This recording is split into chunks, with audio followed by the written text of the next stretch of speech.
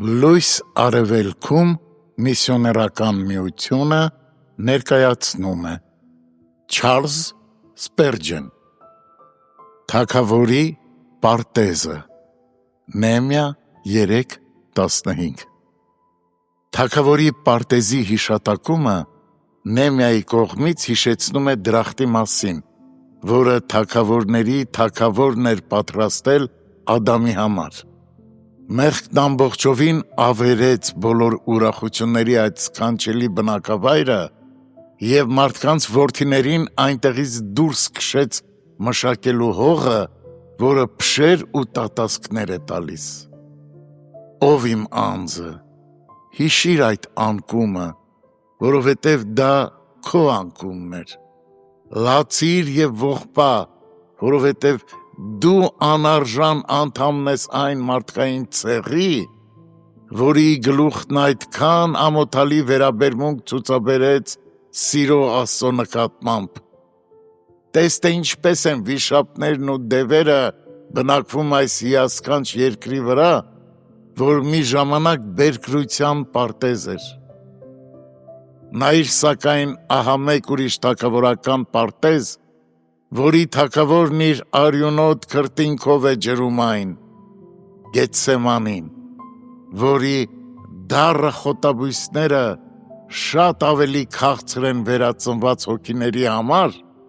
քան Եդեմի անուշահամ պտուղները։ Այնտեղ էր, որ վերջ դրվեց օձի առաջին պարտեզում արած չարագործությանը։ Այնտեղ էր, որ երկրի վրա թափված անեծքը վերցվեց և դրվեց կնոջ խոստացված սերնդի վրա։ Ով իմ անձը, շարունակ խորհիր այդ տանջանքների, չարչարանքների մասին, հաճախակի այցելիր ձիթենյաց սարը և տես թե ինչպես է քո փրկիչն ազատում քեզ քո կորցված վիճակից։ Հիրավի սա պարտեզների պարտեզն է, որտեղ հնարավոր է տեսնել մեղքի ահավորությունը և սիրո զորությունը, երկու զարմանալի տեսարաններ, որոնք հավասարը չունեն։ Կա արդյոք մեկ այլ թագավորական պարտեզ։ Այո, ով իմ սիրտ, դու ես այդ պարտեզը։ Արդյոք այնտեղ ծաղկում են ծաղիկները,